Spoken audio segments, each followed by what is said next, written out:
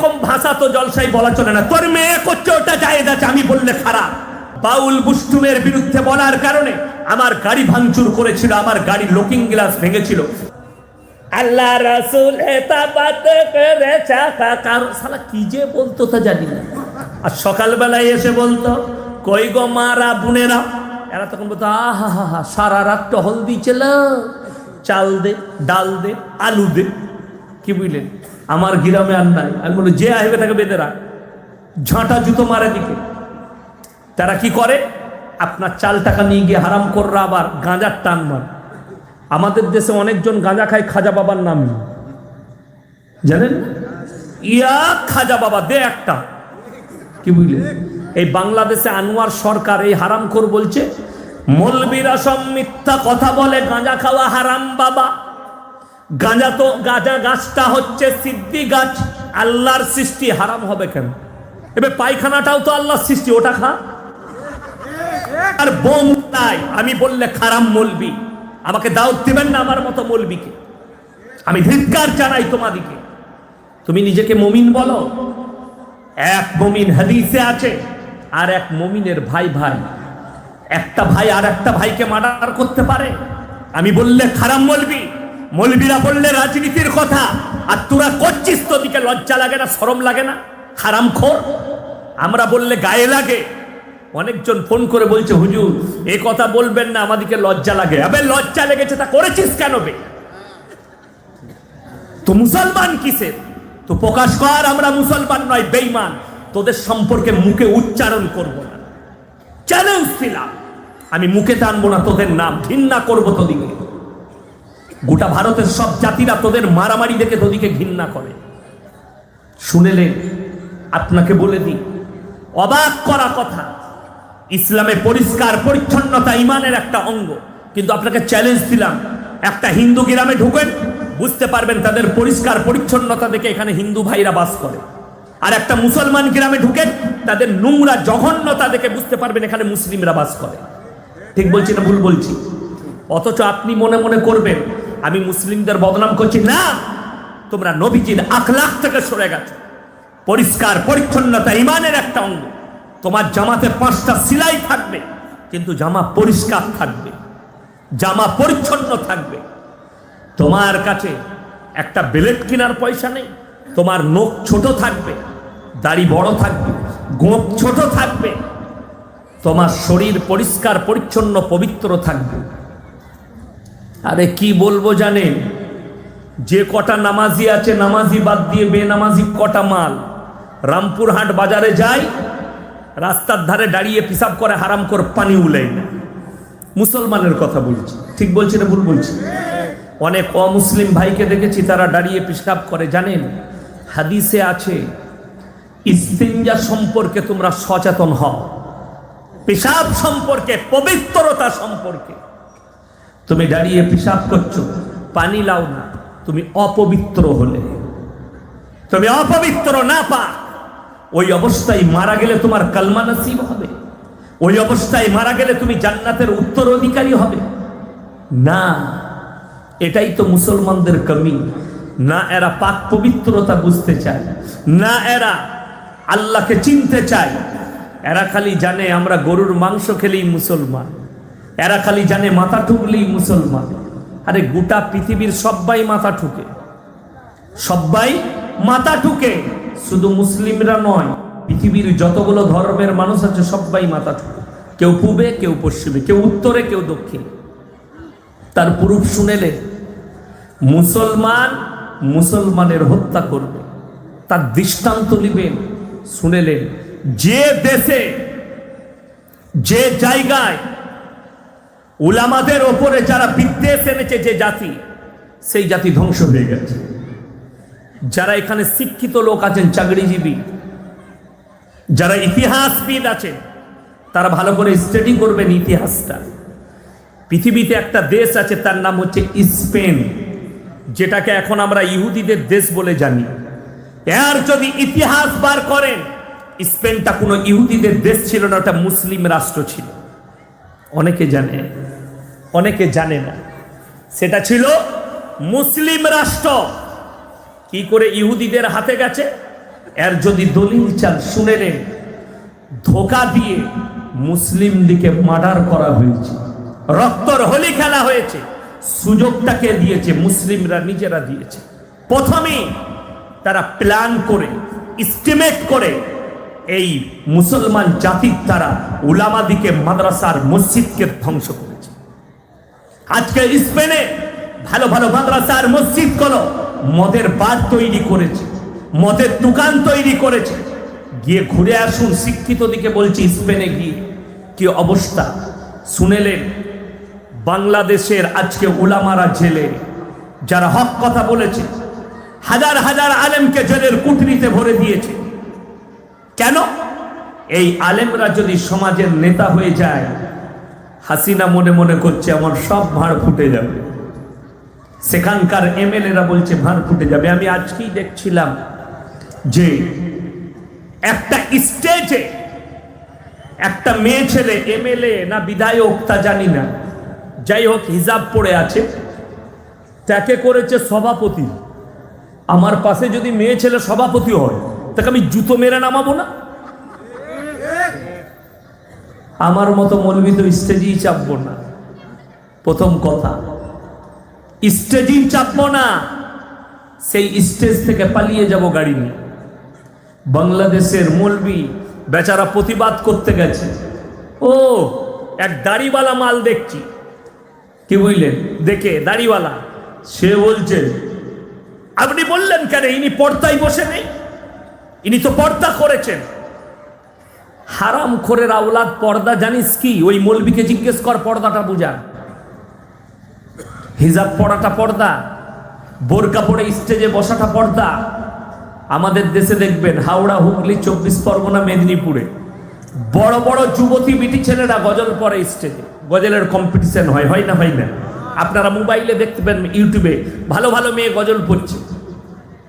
আর এমন এমন গজল পড়ছে, কোনোটা ইসলাম বিরোধী হয়ে যায়, কোরআন হাদিসের বিরোধী কথা হয়ে যায়, যেটা কেউ গুরুত্বই দেয় না। কেন? সুর আছে। আমাদের দেশে কেউ যদি সুর করতে পারে, মেয়েরা মনে করে দারুণ বক্তালো, কি সুরলো, কিন্তু কিছুই বোঝে নাই কি বললে হাদিস কোরআন। সুর দিলে হাদিস কোরআন বোঝা যাবে না, ওই সুরই চলে যাবে। সুরের জায়গায় সুর দিতে হবে, বড় কষ্ট লাগে। সে কানে হাত লাগিয়ে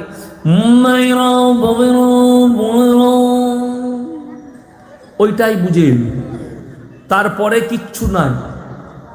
বড় কষ্ট কোথায় জানেন? দুঃখ এটাই যে হালাল হারামটাই বুঝলো না।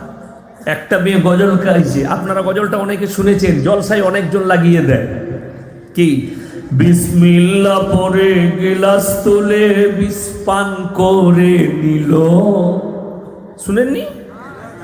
বিসমিল্লাহর ওসিলাই বিষ পানি হয়ে গেল, ওকে ঝাঁটা মারা দরকার। তো আমার কাছে আইতো অ্যান্ডোসিল দুবা, অ্যান্ডোসিল, অ্যান্ডোসিল বিষের নাম শুনেন না? টাচ করলেই মাল মরে যাবে। আপনাদেরকে একটা কথা বুঝে, কেউ যদি আমরা মৌলবীরা বলি যে আমার মতো অলি খুঁজে পাবি না, আর সাপের গর্তে যদি বিসমিল্লাহ বলে হাত বলি, সাপ চুমু খাবে না কামড়াবে? সাপ কামড়াবে। তার যদি দলিল নিতে চান, আল্লাহর হাবিব সাল্লাল্লাহু আলাইহি সাল্লাম আর হযরত আবু বকর সিদ্দিক রাদিয়াল্লাহু তাআলা আনহু হিজরতের সময় গুহার মধ্যে আবু বকরের ডান রানে মাথাটা লাগিয়ে শুয়ে আছেন নবীজি সাল্লাল্লাহু আলাইহি সাল্লাম। ছিদ্রগুলো বন্ধ করছেন হযরত আবু বকর সিদ্দিক রাদিয়াল্লাহু তাআলা আনহু। একটা সাপেতে দংশন করলেন। সাপ কিন্তু চিনতে পারেনি এটা আবু বকর নাকি, সাপ বুঝেছে মাল যখন দে চালা। কথাটা বুঝতে পেরেছেন না? পারেন? আমার ভাই বিসমিল্লাহ বলে, আমি নদিয়া ডিস্ট্রিক্টে এক জায়গায় জলসা করছিলাম, তো একজন আলেম আমার আগে আলেমে দ্বীন বয়ান করছে, তিনি একটা বক্তব্য দিলেন, আমার খুব ঠেস পৌঁছালো। কি? আমার ভাইয়েরা, দিল্লিতে মার্কাজে, দিল্লির নিজামুদ্দিন মার্কাজে একজন 10 জন আলেম গেছেন। কার কাছে? মৌলানা সাদ সাহেবের কাছে। তাকে গিয়ে বললেন যে আমরা খুব ইমানদার। তিনি পরীক্ষা করলেন। একটা অন্ধকার ঘরের ভেতরে সাদ সাহেব তিনাদিকে বললেন যে তোমরা এই কারেন্টের তারটাই হাত দাও। ভয়ে কেউ হাত দিতে পারেনি, যদি শর্ট মারে মৌলানা স্যার সাহেব হাত দিলে ওনাকে কিন্তু শট মারেনি। আমি বললাম এটা যদি সত্য ঘটনা হয় এর থেকে বড় মূর্খ পৃথিবীতে কেউ হতে পারে না। আর এটা যদি বানানো হয়, যে বানিয়েছে সে গোমরা এবং সে পাপী। কেউ যদি মিথ্যা করে বানিয়ে বলে আর এটা যদি সত্য হয়ে থাকে এটা পাপ কাজ। কারেন্টের কিন্তু গুণ হচ্ছে সে শর্ট মারবে। সে ইয়াসিন চিনে না, আর ইয়াসিনের বাপ শওকত কুল চিনে না। চিনে না। ওর কিন্তু সিফাত হচ্ছে শর্ট মারা। সাপের সিফাত হচ্ছে কামড়ানো। বাঘের সিফাত হচ্ছে মানুষ পেলে কিংবা অন্য প্রাণী পেলে তাকে ধরে চিড়ে দেওয়া, তাকে খেয়ে নেওয়া। তো সব জায়গায় সব পরীক্ষা করা যাবে না। আমার ভাই শুনেলেন কোথায়? ভুলবশত যদি কোনো মানুষ বিসমিল্লাহ বলে কোনো বিষাক্ত জিনিস তার পেটে চলে যায়, সে যদি বুঝতেই না পারে, আল্লাহ চাইলে তাকে সেই বিষক্রিয়া কাটিয়ে দিতে পারেন। জোরে বলুন সুবহানাল্লাহ। কিন্তু পরীক্ষা যদি কেউ করতে চায়, বিশেষ সিফাত হচ্ছে মানুষ তার শরীরকে ব্যান্ড করে তাকে মৃত্যুর পথে নিয়ে যাওয়া, অর্থাৎ বিষকে দিয়ে পরীক্ষা করা যাবে না। এই সমস্ত গুমরাহি চলে আমাদের দেশে। মানুষ শুনে আর বলে দারুণ গজল, দারুণ মাল। হাওড়ার এক মাল আছে, সে আবার স্টেজে ফাংশন করে। তার নাম লুবো না, নাম নিলে পাপুলিটি পেয়ে যাবে। সে স্টেজে ফাংশন করে, গোটা স্টেজ ঘুরে বেড়াবে, মাইক নিয়ে আর গজল গাইবে আর বায়ান করবে। তার নাম আমি লুবো না, তার আমি নামও নিতে যাব না। একটা গজল গাইছে, সৃষ্টিতে ছিলেন স্রষ্টাতে এলেন মুহাম্মাদুর রাসূলুল্লাহ। জোরে বলুন নাউজুবিল্লাহ। এই গজলটা যে গেয়েছে তার ঈমান চলে গেছে, যে শুনেছে তাদেরও ঈমান যাবার খাতরা আছে। এর মানেটা হচ্ছে যিনি আল্লাহ তিনি নবী। জোরে বলুন নাউজুবিল্লাহ। যিনি আল্লাহ তিনি নবী। স্রষ্টাতে ছিলেন, সৃষ্টিতে এলেন মুহাম্মাদুর রাসূলুল্লাহ। নাউজুবিল্লাহি মিন যালিক। আমার ভাই, সেই নেমোখারামকে বলতে চাই, সেই অশিক্ষিতকে বলতে চাই, আল্লাহ এবং রসুলের মধ্যেখানে যে দেওয়ালটা আল্লাহ দাঁড় করিয়েছেন, সেই দেওয়ালটার নাম হচ্ছে দরুদ। কি নাম বললাম? দরুদ। সবাই একবার আমার সঙ্গে বলুন সাল্লাল্লাহু আলাইহি ওয়াসাল্লাম। ওগো আল্লাহ, তুমি রসুলের ওপরে রহমত বর্ষিত করো। জোরে বলুন সুবহানাল্লাহ। আর একবার বলুন সাল্লাল্লাহু আলাইহি ওয়াসাল্লাম। কয়েকদিন আগে আমার কাছে একটা ফোন এসছে, এসে বলছে তুমি কিয়ামের বিরুদ্ধে বলেছো। আমি বললাম ভাই, আমি যে কথাটা বলেছি ভালো করে শোনো, আমি কি বলতে চেয়েছি, কি বলেছি বুঝো। অকাট্য ভাষায় মা বোন তুলে গাল দিয়েছে আমার, অকাট্য ভাষা। আমার কাছে রেকর্ডিং আছে, আমি প্রকাশ করার বক্তা নয়, থোপটা আমাদের গায়ে পড়বে। যে গালি দিয়েছে আমি তার লাগে দোয়া করেছি, আল্লাহ তুমি একে হিদায়েত দাও, আল্লাহ তুমি একে হিদায়েত প্রাপ্ত করো। তাছাড়া আমার কাছে কোনো হাতিয়ার নেই। তাকে আমি বললাম, তুমি একজন আলেম, আলিমের দ্বীন, তুমি ভালো করে বুখারী শরীফের হাদিসগুলো স্টাডি করবে। তা না হলে তোমার জ্ঞান না থাকলে তুমি তোমার জাননেওয়ালা কোনো মৌলবীকে জিজ্ঞেস করবে। বুখারী শরীফের রিওয়ায়েতে আছে, যারা অশ্লীল ভাষা ব্যবহার করে এটা মুনাফিকদের একটা আলামত। তুমি আমাকে গালি দিয়েছো, অশ্লীল ভাষা ব্যবহার করেছো। আমার ভাই, আমি তাকে বুঝালাম যে কখনো আমি তোমাকে ঠেস পৌঁছাবার জন্য কথা বলিনি। যেমন আপনার বীরভূম থেকে শুরু করে গোটা পশ্চিম বাংলার মানুষ জানে এই মৌলবীটা পীর বিরোধী মৌলবী না, আমি সিস্টেম বিরোধী মৌলবী, আমি পীর বিরোধী মৌলবী নই। হক্কানি আলেমের পক্ষে আমি, না হকের বিপক্ষে আমি। আর আল্লাহর কসম, মৃত্যুকাল পর্যন্ত না হকের বিপক্ষে থাকবো। না হকের পক্ষে কখনো আমি সাই দিতে পারবো না, আমার মৃত্যু এলেও। এটা আমি বলে যাচ্ছি, আপনাদেরকে বলে দিলাম। দোয়া করবেন আল্লাহ যতদিন হায়াতে রাখবে যেন হকের ওপরে টিকতে পারি। সকলে জোরে বলুন আল্লাহুম্মা আমিন। ওই জন্য আমি বলি আমার ভাই, বাংলাদেশের আলেমদিকে জেলের কুঠরিতে রেখে আমি একটা জলসায় বলেছি, আজকে আবার বলে যাচ্ছি, বাংলাদেশের প্রশাসন মুসলিম না হিন্দু? কথা বলেন না কেন? সব মুসলিম। আইপিএস, এসআই, ডিএসপি, ডিএম সব মুসলিম।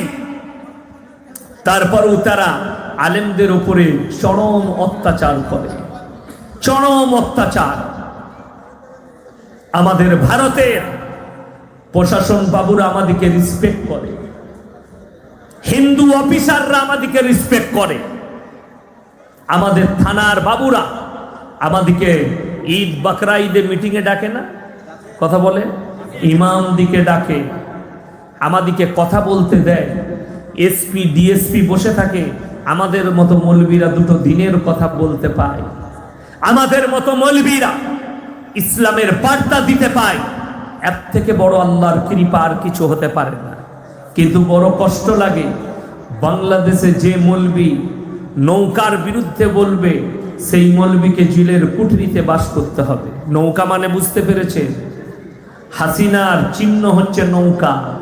তবে বলে দিই, তুমি যদি এক বাপের বিটি হও হাসিনা, একবার খালি হক পথে ভোট করে দেখাও, তোমার নৌকো তোমাকে নিয়ে ডুববে দরিয়ায়, এটা চ্যালেঞ্জ।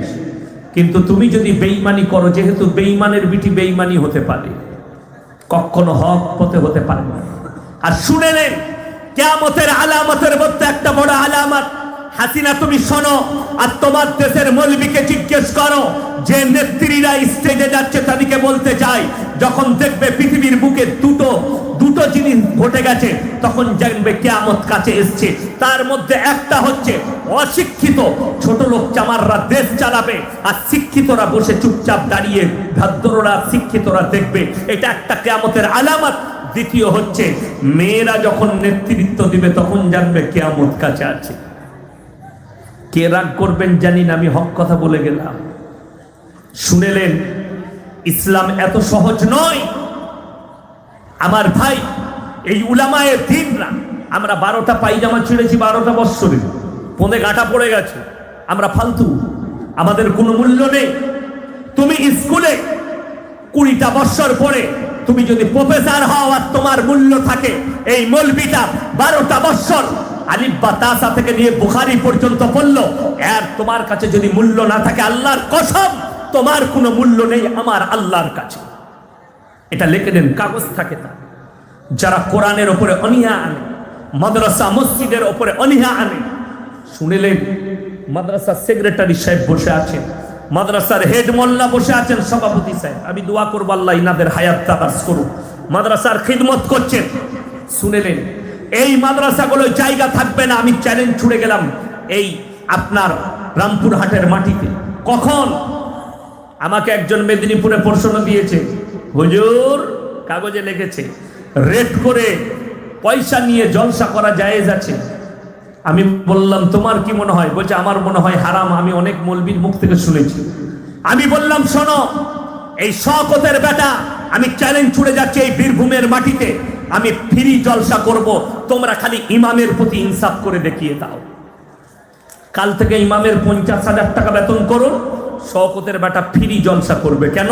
আমি তো আর জলসা করব না, আমি ইমামতি করব। কথাটা বুঝতে পারেননি? জলসা করে করব কি? আমি ইমামতি করব।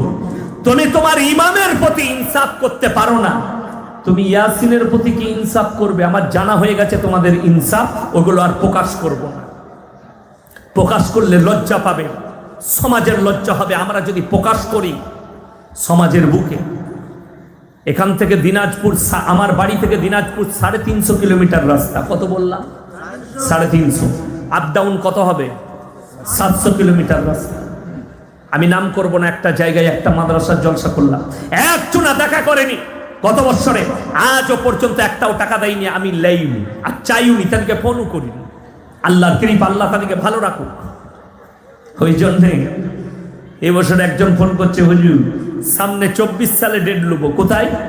দক্ষিণ দিনাজপুর অমুক জায়গা। মানে 30,000 টাকা লাগবে, অ্যাকাউন্টে অগ্রিম টাকা ভরতে হবে। বাস্তব কথা বলছি। ঠিক আছে, ভরে দেবো, ডেট লেখো, অসুবিধা নাই। বলবেন এত বড় কাজ করছেন আপনি, অগ্রিম টাকা লিখছেন? হ্যাঁ, স্টেজে জলসার পরে দেখা করনি, তাদের জন্যে আমি তো একবার, মানুষ কবার ঠকে? একবার ঠকে, আর ঠকবো না? বড় কষ্ট লাগে। আমি ফিরে জলসা করব বীরভূমের মাটিতে, গোটা রামপুর হাট এলাকায় ইমামদের বেতন খালি 50,000 করব। কে বাপের বেটা মতোয়াল্লি আছেন করে দেখান? পারবেন না। অনেহা 50,000 বেতন হয়ে গেলে ইমামদের এই অনন্তপুর মাদ্রাসার ভেঙে ভেঙে বিল্ডিং বাড়াতে হবে। ডাক্তার মাস্টার প্রফেসররা ছেলেগুলোকে দিবে। আমার একটা ছেলেকে মৌলবি করুন, রান্না ভাত পাবে, 50,000 বেতন পাবে। এরা জানে মাদ্রাসায় পড়ালে 5,000-এ মৌলবিগিরি করবে, মসজিদে থাকবে। তার থেকে ভালো ডাক্তার কর, পেট ফেটে 5 টাকার 50 পয়সার ওষুধ 5 টাকায় বেচে অনেক টাকা লাভ করবে। আমি বললে খারাপ? পেট ফেটে পয়সা নিবে, কি বুঝলি, অ্যাপেন্ডিক্স করে 5,000 টাকা নিবে। মৌলবি যদি সারা রাত জেগে 2 ঘন্টা বয়ান করে 15,000 টাকা নিলে পাপ হয়। সামান্য বেলেটে করে ফেলে একটা অ্যাপেন্ডিক্স অপারেশনে যদি 10,000 টাকা লাই, তুমি জিজ্ঞেস করলে না ডাক্তারকে এটা জায়েজ কি না জায়েজ? তুমি মৌলবিকে প্রশ্ন করছো, তাকে করেছো। গোটা লকডাউনে একটাও মাস্টার স্কুল করেনি, ঘরে শুয়ে শুয়ে অ্যাকাউন্টে বেতন ঢুকেছে। আমরা মাদ্রাসাওয়ালারা 1 টাকা বেতন দেয়নি। ঠিক বলছি না ভুল বলছি? কে দিয়েছেন টাকা আমাদিকে? আপনারা জানেন, এই হেড মোল্লারা জানে, এই আলেমরা জানে। হাজার হাজার মৌলবি এই মাদ্রাসাওয়ালারা বেতন না দেওয়ার কারণে কেউ কেরলে কাজে গেছে, কেউ বোম্বাই চলে গেছে, কেউ টোটো চালাচ্ছে, ছেড়ে দিয়েছে মাদ্রাসা। তাদের ইজ্জতের দাম নেই। বড় কষ্ট লাগে, দুঃখ একটাই, শুনেলেন আপনারা মূল্য না দিতে পারেন, কিন্তু আল্লাহর কসম আলেমদের মূল্যহীন আপনারা করতে পারবেন না। জোরে বলুন সুবহানাল্লাহ। তার একটা দলিল দিচ্ছি। আমাদের রাজ্যে ববি হাকিম, ফিরহাদ হাকিমের মা মরে গেলে জানাজার নামাজটা কে পড়াবে? কে বললে মলসা? মনে হয় যেন মদন মিত্র পড়াবে, তাই না? না, কে পড়াবে? 6,000-এর মৌলবি পড়াবে। এটাই আল্লাহর কৃপা। এই এলাকায় রামপুরহাটে, অনন্তপুরে কোটিপতির মা মরে গেলে কোন নেতা আসবে না পড়াতে। এই 6,000-এর 10,000-এর মৌলবিটা পড়াবে তোমার মায়ের জানাজার নামাজ। তুমি একে মূল্যহীন মনে করো? তুমি তার পেছনে নামাজ পড়ো, তাকে 6,000 বেতন দিতে পারো না, তুমি 1 লাখ টাকা বেতন পাও। আমি কারোর বিরুদ্ধে নয়, আমি আপনাদেরকে খালি স্টাডি করাচ্ছি, ইসলামটা বুঝাচ্ছি। আপনার অনীহা না অনীহা নেই, ইসলামকে বিকৃত করবেন না, মহাব্বত নিয়ে আসুন। সবাই নিয়ত করুন, মাদ্রাসা মসজিদের সাথে জুড়ে যাব। হাত তুলে বলুন তো ইনশাআল্লাহ। এই কটা লোক বললো, বাকি লোকের আপনাদের কি ঝগড়া চলছে আল্লাহর সঙ্গে? যদি ঝগড়া চলে বলবেন এমন ছিলে দিয়ে যাব, জীবন আমাকে দাওয়াত দিবেন। ঝগড়া চললে সে বায়ানও আমাদের কাছে আছে, মৌলবীদের কাছে। সকলে জোরে একবার আমার সঙ্গে বলুন ইনশাআল্লাহ। হ্যাঁ, খানা খাননি? খেয়েছে। কি খাইয়েছে? আল্লাহ, খিচুড়িতে গোশ দেয়নি? ও, আরো জমে গেছে, তাই না? আমরা এখনো সভাপতি সাহেব খানা খেয়েছে? খাননি। উনি খাইনি, আমিও খাইনি। আমি না খেয়ে এসে চেপেছি, আমার গলার আওয়াজ নেই। আর আপনাদের খেয়ে দিয়ে এসু। আসল কথা কি বলবো জানেন? খানা খেলে হবে কি, জলসার, যদি মাদ্রাসার জলসা কিংবা কোনো জলসা হয় আর বিয়ে বাড়ি হয়, ও সুন্নতের খিলাফ গলা পর্যন্ত টানে, আওয়াজ বেরোবে করে, কি বুঝলে, গলা পর্যন্ত টেনে দিয়েছে অনেকজন, ওই জন্য আওয়াজ বেরোচ্ছে না। আমার ভাই, সবাই নিয়ত করলেন এই উলামাদের আলেমদের টাচে থাকবেন। জোরে বলুন ইনশাআল্লাহ। বেঈমান আপনার খপ্পরে ফেলাতে পারবে না, নিজের খপ্পরে। মাকড়সার জালের মতো আপনাদিকে ঘেরছে চারিদিক দিয়ে, তার একটা একটা করে পুরুষ দিয়ে যায় এই রামপুরহাটের মাটিতে। আমার ভাই, একটা কথা মাথায় রাখবেন, শুনেলেন আপনার জন্য কতগুলো চক্র চালাচ্ছে। খালি ছোট্ট ঘটনা শুনিয়ে দিই একটা। গত 3 সপ্তাহ আগে আমাদের ভারতে একটা সংগঠন আছে জমিয়তে আহলে হাদিস, একটা সংগঠন আছে জমিয়তে উলামায়ে হিন্দ, বিভিন্ন সংগঠন মুসলিমদের আছে না নাই? আমি সবগুলোকে শ্রদ্ধা করি, সবগুলো আমাদের সংগঠন। আমি সময় দিতে পারি না, মাদ্রাসার ক্লাস করি আর জলসা করি, কোনো সংগঠনে সময় দিতে পারি না, কিন্তু মন থেকে সকলকে শ্রদ্ধা করি। সবাই করবেন, জোরে বলুন ইনশাআল্লাহ। এই মাথাগুলো আমাদের মাথা, এগুলো আমাদের সম্পদ। এই আলেমরা, এই সংগঠনগুলো। দিল্লিতে অধিবেশন হয়েছে, 2 জন বক্তা আমাদের বক্তব্য রেখেছে, গুরুত্বপূর্ণ লোক। একজন হচ্ছে স্বাধীনতা সংগ্রামী হযরতে হোসেন আহমদ মাদানী সাহেব রহমতুল্লাহ আলাইহির ছেলে হযরত আরশাদ মাদানী সাহেব দামাত বরকাতুহু। আর একজন বক্তব্য রেখেছে, তার নাম হচ্ছে মাহমুদ মাদানী সাহেব দামাত বরকাতুহু। এরা আমাদের ভারতের মাটিতে আল্লাহ আদম আলাইহিস সালাতু ওয়াস সালামকে নামিয়েছেন। তার মানে ভারতের পূর্বপুরুষ হচ্ছে মুসলমান। জোরে বলুন সুবহানাল্লাহ। আমাদের দেশের কিছু বক্তা আছে, তাদেরকে অনুরোধ করব না স্টাডি করে কথা বলবেন না। অনেকজন বলে ফেলে আমাদের বাপরা দাদারা আমাদের পূর্বপুরুষরা হিন্দু ছিল। কোথা থেকে পেলিবে? তো দাদু বলেছিল যে তার বাপ হিন্দু ছিল। জেনে শুনে কথা বলতে হয়। প্রথমে তুমি আগে স্টাডি করো হাদিস আর কোরআন থেকে। আল্লাহ শুরুয়াত করেছেন মুসলমান দিয়ে পৃথিবীর, আর মুসলমান দিয়ে আর খাতমা করবেন। জোরে বলুন সুবহানাল্লাহ। এই জালটা বুনা হচ্ছে শিক্ষিতদের কাছ থেকে। আপনাকে প্রমাণ দেব। আজকে বলুন 14ই ফেব্রুয়ারি বেহায়া দিবস, জিনা দিবস। হাজার আমি বলিনি, মিডিয়া লিখেছে, মিডিয়ারা, অনলাইন সংস্থারা রেখেছে। একদিনে পশ্চিম বাংলায় 7 লাখ খালি কন্ডম আর নিরোধ বিক্রি হয়েছে। একদিনে হাজার হাজার মুসলমান যুবক যুবতী 14ই ফেব্রুয়ারি ভ্যালেন্টাইন ডের নাম করে তারা নিজেদের ইজ্জতকে লুটিয়েছে। হাজার হাজার মুসলমান যুবক যুবতী। তার জন্য দায়ী হচ্ছে তাদের মা বাবা, তার জন্য দায়ী হচ্ছে তাদের পরিবার। আজকে বড় কষ্ট লাগে কোথায় জানেন? একটা পরিবার মেয়ে মাধ্যমিকে ফার্স্ট হয়েছে, মাধ্যমিকে ফার্স্ট ডিভিশনে পাস করেছে। মা, আমি ফার্স্ট ডিভিশন পেয়েছি, আমাকে একটা স্ক্রিন টাচ মোবাইল কিনে দিত।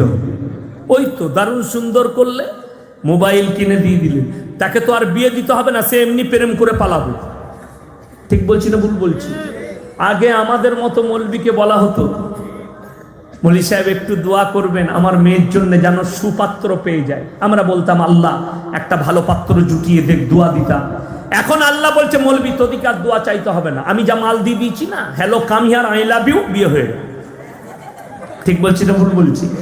এ তো বিয়ের একটা ভালো সিস্টেম পেয়েছে, বিয়ে দিবার ভালো একটা সিস্টেম পেয়েছে। মোবাইল সরকার 10,000 করে টাকা ট্যাব কিনতে দিয়েছে মাধ্যমিক উচ্চ মাধ্যমিকের ছেলেদিকে।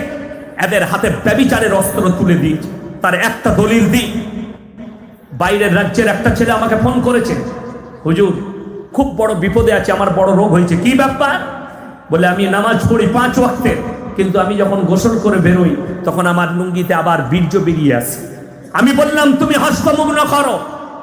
বলে হুজুর আপনি জানলেন কি করে? আমরা যে কোনো মৌলবীকে জিজ্ঞেস করবি তোর রোগটা বলে দিবে। আমরা আলেমরা জানি এটার রোগ এটা, এটার কারণে এটা।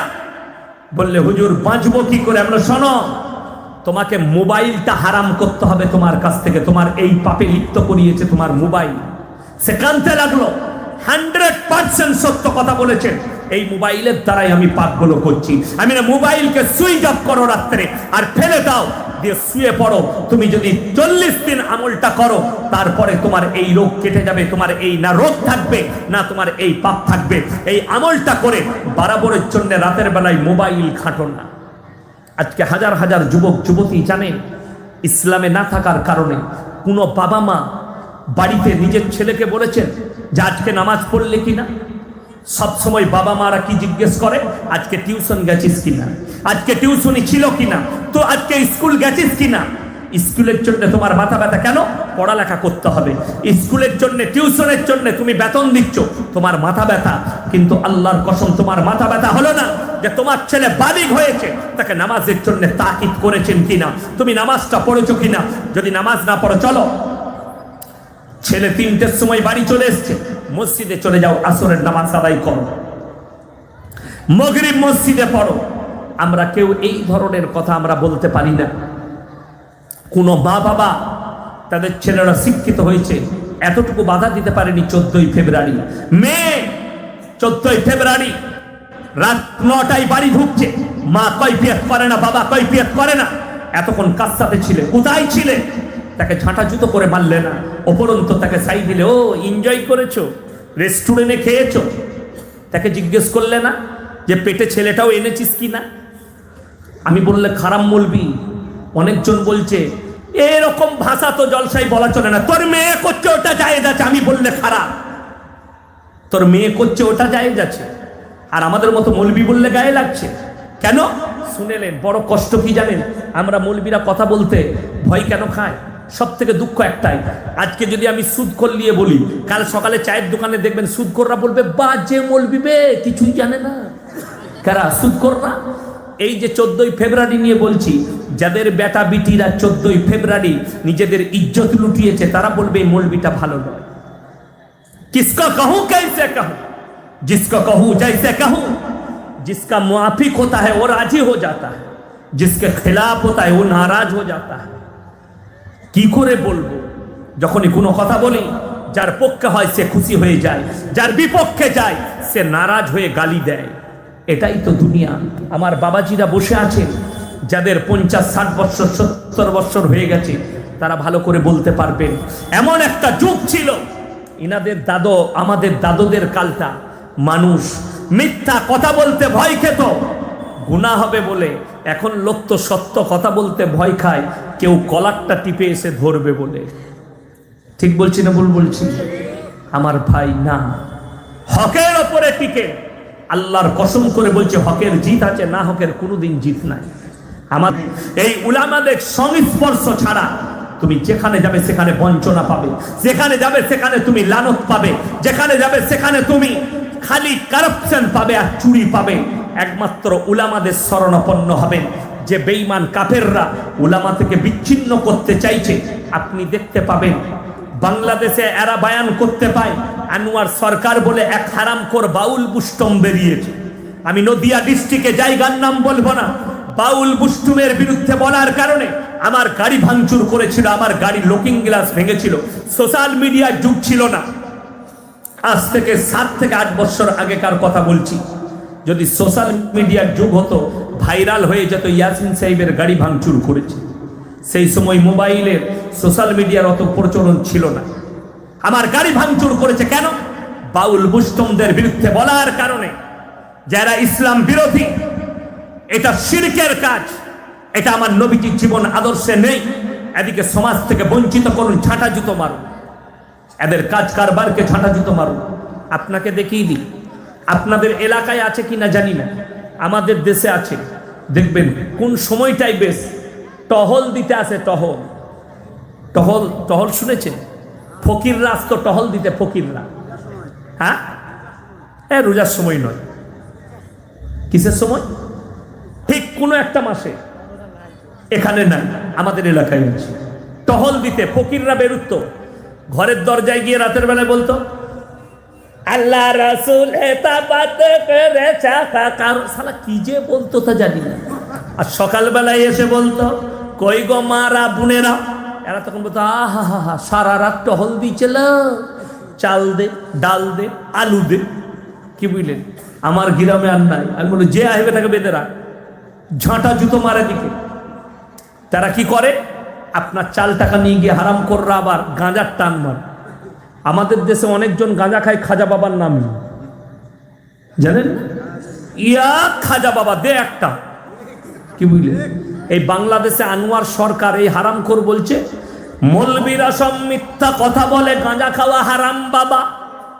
গাঁজা তো গাঁজা গাছটা হচ্ছে সিদ্ধি গাছ, আল্লাহর সৃষ্টি, হারাম হবে কেন? এবার পায়খানাটাও তো আল্লাহর সৃষ্টি, ওটা খা। কথাটা বুঝতে পারেন? অত তো বাজার ঘাট করার দরকার নাই, যে মালটা বেরোচ্ছে ওটাই চালা ঘুরি। হারামখোর। সোরটাও আল্লাহর সৃষ্টি, সৃষ্টি না সৃষ্টি নয়, কিন্তু আমার আল্লাহ হারাম আর হালাল বুঝিয়েছেন। জোরে বলুন সুবহানাল্লাহ। বুঝবেন কি করে? স্টাডি করবেন কি করে? উলামাদের দ্বারা, কোরআন আর হাদিসের দ্বারা, নবীজির আদর্শের দ্বারা স্টাডি করবেন।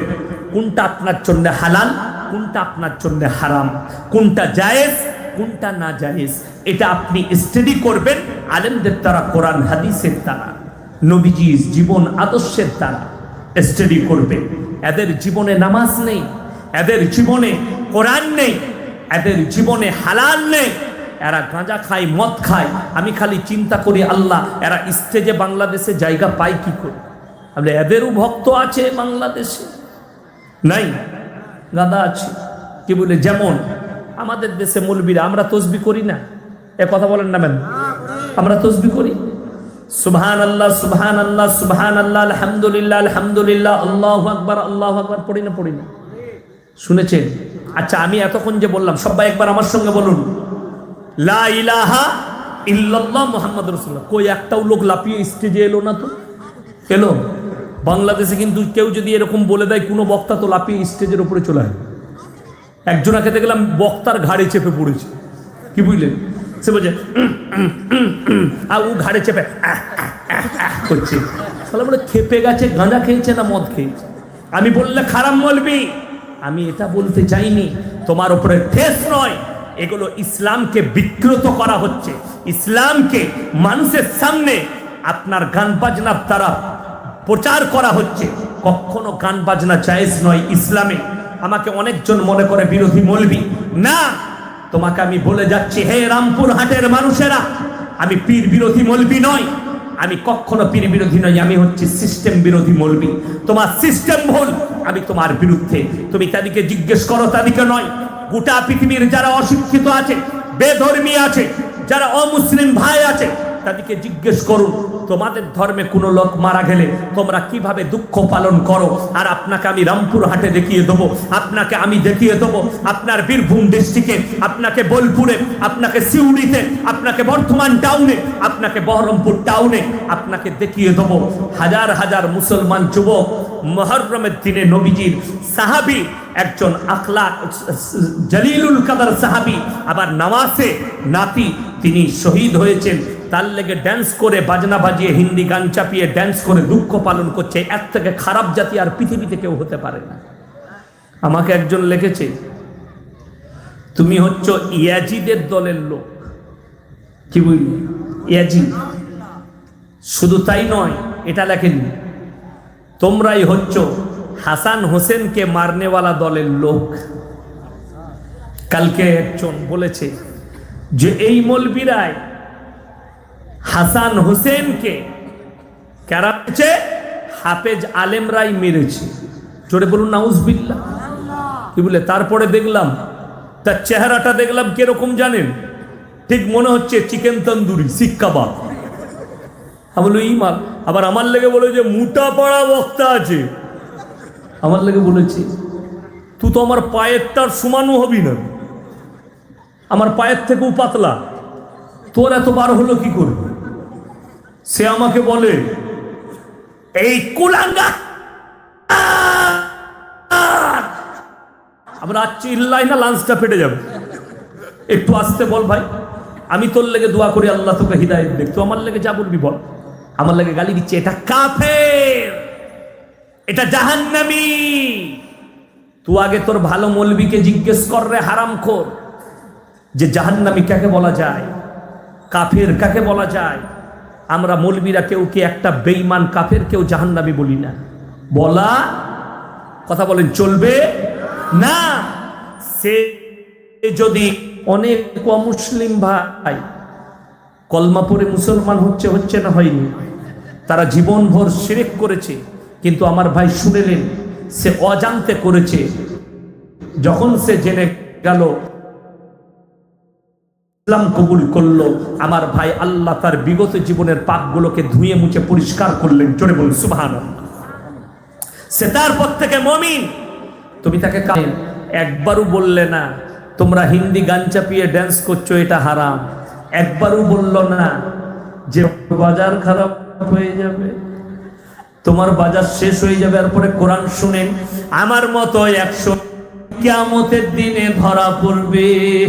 ইন্নাল্লাযীনা ইয়াকতুমুনা মা আনজালাল্লাহু মিনাল কিতাব ওয়া ইয়াশতারুনা বিহি সামানান কালীলা উলাইকা মা ইয়াকুলুনা ফি বুতুনিহিম ইল্লান নার ওয়া লা ইউকাল্লিমুহুমুল্লাহু ইয়াওমাল কিয়ামাতি ওয়া লা ইউযাক্কিহিম ওয়া লাহুম আযাবুন আলীম।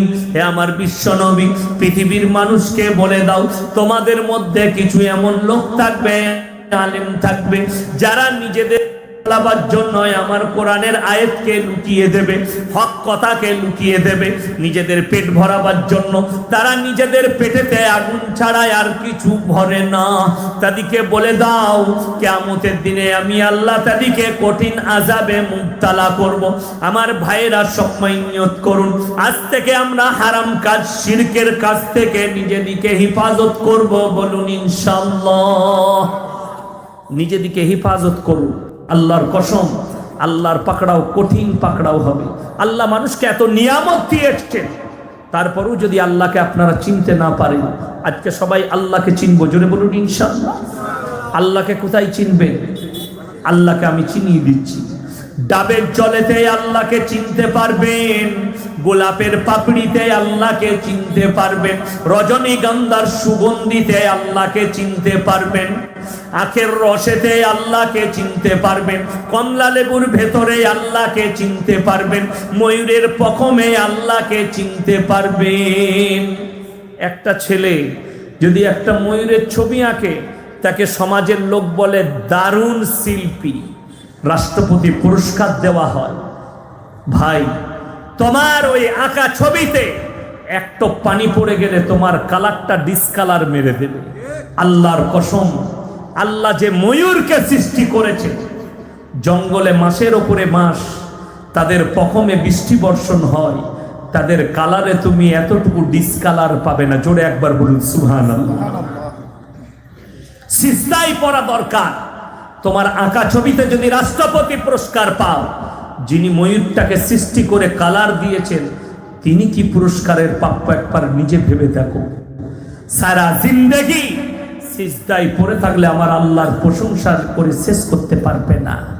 যিনি সৃষ্টি করেছেন ময়ূরটাকে, কমলা লেবু, গোটা পৃথিবীর বিজ্ঞানকে এক কাছে করুন, কমলা লেবুটা ফেড়ে প্লেটে রেখে দেন, তাদেরকে বলুন যেভাবে গুছানো ছিল ওইভাবে একবার গুছিয়ে দেখাও, পৃথিবীর বিজ্ঞান ফেলুয়ার হয়ে যাবে।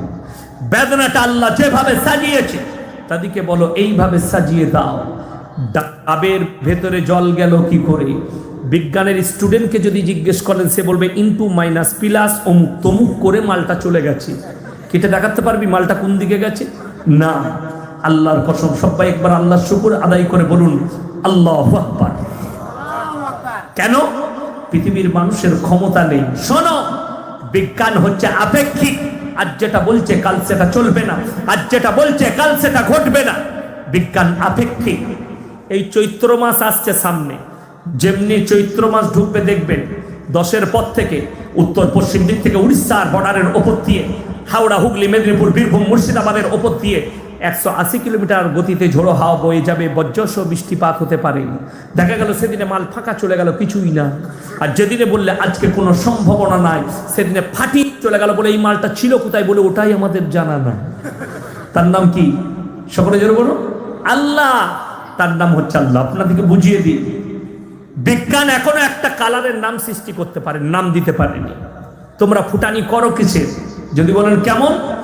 সাদা কালার দুধের মতন, হলুদ কালার হলুদের মতন, স্কাই কালার আকাশের মতন, কলা পাতা কালার কলা পাতার মতন, গোলাপি কালার গোলাপের মতন, কমলা লেবু কালার কমলা লেবুর মতন, বেগুনি কালার বেগুনের মতন, সব মতন। তোদের মালটা কি হলো? বলে আমাদের কিছুই নাই।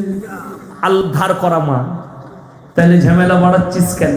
আহা, কোরআনে আমার আল্লাহ চ্যালেঞ্জ করেছেন, হে পৃথিবীর মানুষেরা শুনে নাও, যারা ফুটানি করছো নিজেদের বিবেকের, যারা বলছো আমাদের মতো সায়েন্টিস্ট নাই, বৈজ্ঞানিক নেই, তোমরা দুনিয়ার ভেতরে কি আছে এটা ছাড়া তোমরা আর কিছু বলতে পারবে না।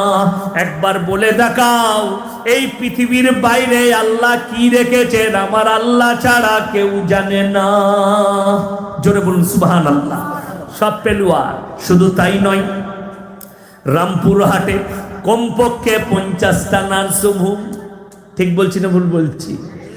রামপুরহাটে হসপিটাল, রামপুরহাটে 50টা নার্সিংহোম, 500 ডাক্তার, সবাইকে এক কাছে করে একটা ময়দানে দাঁড় করান। আর তাদেরকে জিজ্ঞেস করুন, তোমরা এত ফুটানি করছো, এত অপরশন, একবার বলুন আল্লাহ মানুষের মধ্যে রূহটাকে কোথায় রেখেছে? তারা পাগল হয়ে যাবে, ফেলুয়ার হবে। মানুষের মধ্যে আল্লাহ রূহটাকে কোথায় রেখেছে বলার কিয়ামত পর্যন্ত তোমরা বলতে পারবে না। আমার নবী, বিশ্ব নবী আল্লাহকে প্রশ্ন করলেন, ইয়াসালুনাকা আনির রূহ, ওগো আল্লাহ রূহটা কি? আমার আল্লাহ উত্তর দিলেন, কুলির রূহ মিন আমরি, হে আমার নবী, রূহ হচ্ছে আমার আল্লাহর হুকুম। আমি বলবো চলে যা, চলে যাবে। আমি হুকুম দিলে আমার ফেরেশতারা ক্যাপচার করে তাকে ফিরিয়ে নিয়ে আসবে। আল্লাহ অপর জায়গায় বলেছেন, ওয়ান্নাজিয়াতি গরকম ওয়ান্নাশিতাতি নাশতা, গরক মানে হচ্ছে ডুব মারা।